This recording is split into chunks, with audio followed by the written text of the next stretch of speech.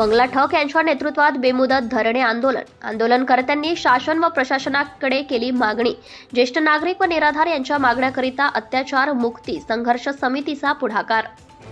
7 मागण्या घेऊन मंगळवार दिनांक 10 सप्टेंबर 2024 पासून तहसील कार्यालय हिंगणघाट वर्धा जिल्हा येथे महाराष्ट्र प्रदेश ज्येष्ठ नागरिक व निराधारांच्या अत्याचार मुक्ती संघर्ष समितीच्या मंगला ठक यांनी निराधार शेतकरी व असंघटित वर्गाला न्याय देण्यासाठी बेमुदत धरणे आंदोलनाची सुरुवात केली। धरणे आंदोलनात शेतकरी किसान समिती व निराधार महिला पुरुष उपस्थित होते। धरणे आंदोलनाला अनेक सामाजिक संघटनेने पाठिंबा दिलाय। आंदोलनकर्त्यांनी शासन प्रशासनाकडील पुढील प्रमाणे मागणी केली आहे। 55 वर्षावरील वयोवृद्ध निराधार व शेतकऱ्यांना 5,000 रुपये महिना मानधन मिळावा। निराधारांची उत्पन्न मर्यादा 21,000 वरून 50,000 करण्यात यावी। निराधारांना व शेतकऱ्यांना नियमित अनुदान मिळण्यात यावे। घर तेथे शौचालय याप्रमाणे प्रत्येक राशन कार्ड धारक महिलांना प्रत्येक घरी एक शिलाई मशीन मिळावी, जेणेकरून त्यांना गृह उद्योग करता येईल। शेतकऱ्यांच्या मालाला हमी भावाचा कायदा करण्याबाबत शहरी व ग्रामीण भागातील झोपडपट्टीत राहणाऱ्या लोकांना कायमस्वरूपी पट्टे देण्यात यावे। झुडपी अंतर्गत शेतकऱ्याला व जमीन धारकाला कायमस्वरूपी जमिनीचे पट्टे देण्यात यावे।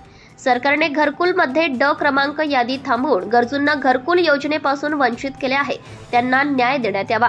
या आंदोलनात शेतकरी किसान समितीचे निशिकांत शिंगरू, चिंतामण दारुणकर, दिवाकर आसोले, गजानन भोमले, शेषराव भोयर, गीता भगत, मालू लोडकर, कुसुम नगराळे, सुमन भगत व अनेक पुरुष माता भगिनींनी या धरणे आंदोलनात सहभाग घेतला आहे। Bureau reporter Harshali Satghare, Navswarajya news, प्रतिनिधी हिंगणघाट। कार्यकर्ता गेल्या 15 वर्षापासून निराधारांसाठी लढा देते आणि निराधार शेतकरी व असंघटित वर्ग हा अजूनही जागृत झालेला नाही। यांचे वारंवार मी आंदोलन करते आणि शासन दरबारी माझे प्रश्न मांडत असते। निराधारांच्या वतीने निराधारांसाठी एक मुख्यतः मागणी अशी टाकलेली आहे आपण की निराधारांना पूर्वी 600 रुपये महिना मिळत होता। 600 रुपये त्यांचं भागत नव्हतं। आपण 1500 ची मागणी केली, सरकारने यावेळी 1500 दिले, पण 1500 रुपयात भागते का यासाठी आम्ही 5000ची मागणी टाकली।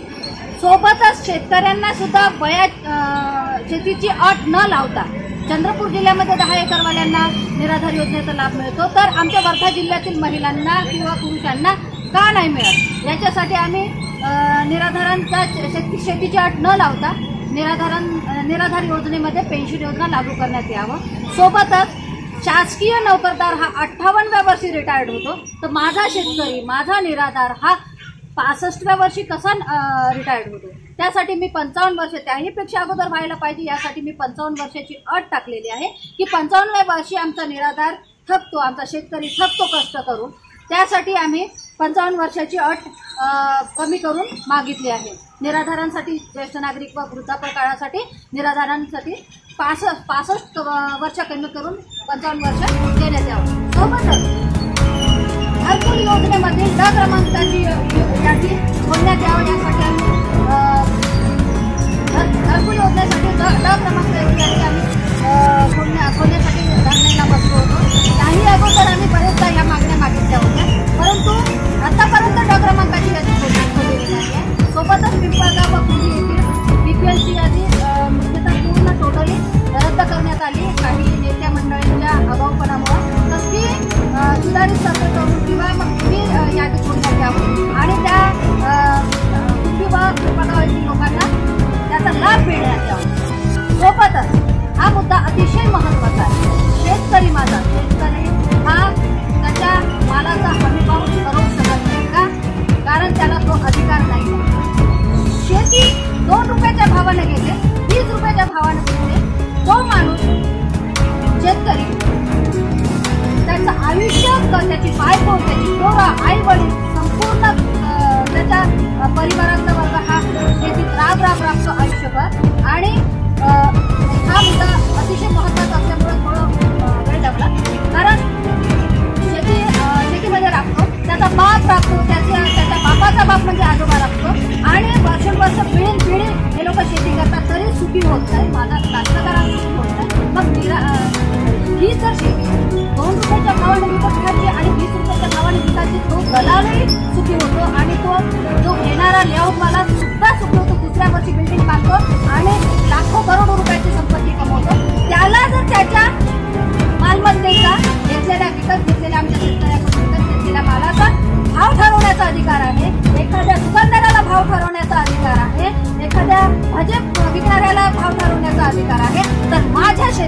शेतकऱ्याला त्याच्या मालाचा हमीभाव ठरवण्याचा अधिकार का नाही आहे? इतक्या वर्षापासून सरकार शासन झोपलेलं आहे का? यावर का लक्ष देत नाही?